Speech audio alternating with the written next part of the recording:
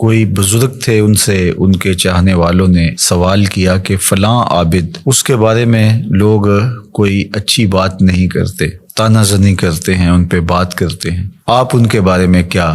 رائے رکھتے ہیں؟ تو انہوں نے جو جواب دیا وہ بہت خوبصورت تھا اور یہ ضرب المثل بن گیا۔ گفت بولے بر ظاہرش عیب نمی بینم و در باطنش غیب نمی دانم، کہ ان کے ظاہر میں تو میں کوئی عیب نہیں دیکھتا، اور جو ان کا باطن ہے اس کو میں اس لیے نہیں جانتا کہ میں کوئی غیب دان نہیں ہوں کہ میں یہ دعویٰ کروں کہ میں ان کے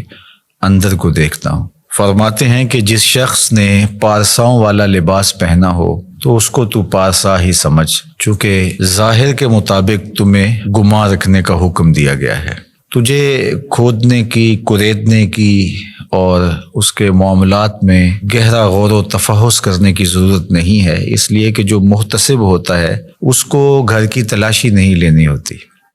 وہ تو جو چیز سامنے آتی ہے اس کے مطابق ہی اس کا احتساب کرتا ہے۔ تو اگر یہ ہمارے رویے اور ہمارا طرز زندگی اور ہمارا انداز معاشرت اس طرز پر آ جائے جو ہمارے بزرگوں کا طریق تھا کہ لوگوں کا جو ظاہر ہے اس کے مطابق ہی ہم ان پر کوئی حکم لگائیں، اور ہمیں لوگوں کے اندر اتر کے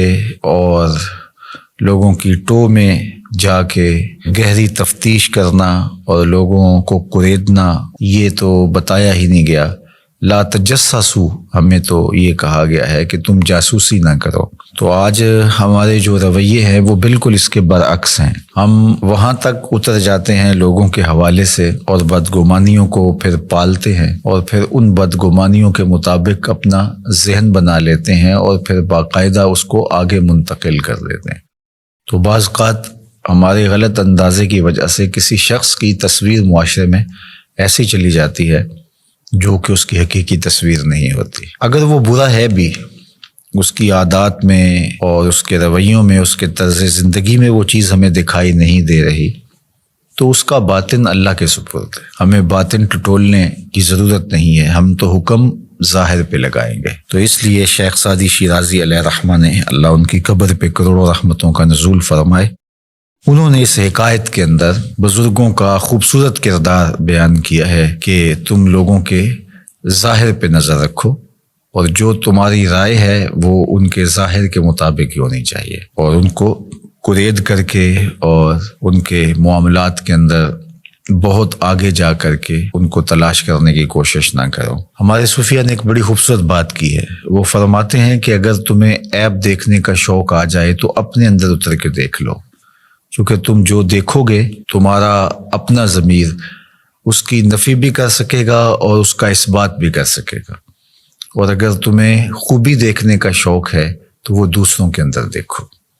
دوسروں کے اندر خوبیاں دیکھو گے تو ان کے بارے میں تمہارا گمان اچھا ہوگا جس سے تم اجر پاؤ گے۔ اپنی خوبیاں دیکھنے لگو گے تو تکبر پیدا ہوگا، ریا پیدا ہوگی، اوروں کی خوبیوں سے ان کے بارے میں حسن ظن پیدا ہوگا جو نیکی ہے۔ تو جب خوبیاں دیکھنا چاہو تو پھر اوروں کی خوبیاں دیکھنے کی کوشش کرو، اور جب عیب ڈھونڈنے کا شوق آ جائے، تمہارے مزاج میں ہے کہ ہم نے کوئی عیب ہی تلاش کرنے ہیں، تو پھر اپنے اندر اتر کے اپنی کوتاہیوں کو، اپنے عیوب کو اور اپنے اندر چھپی ہوئی خباثتوں کو تلاش کرو۔ جب ہم اپنے اوپر غور و تفحص کرنے لگ جائیں گے تو بہت ساری ایسی چیزیں ملیں گی کہ عمومی طور پہ ہماری نظر ان عیوب کی طرف نہیں بھی جاتی ہے، لیکن جب غور و فکر کرنے لگ جائیں گے تو بہت ساری چیزیں کھل کے سامنے آ جائیں گی۔ اللہ تعالیٰ جل شانہ ہمیں توفیقات نصیب فرمائے، ہم خیر کی راہوں پہ رہیں۔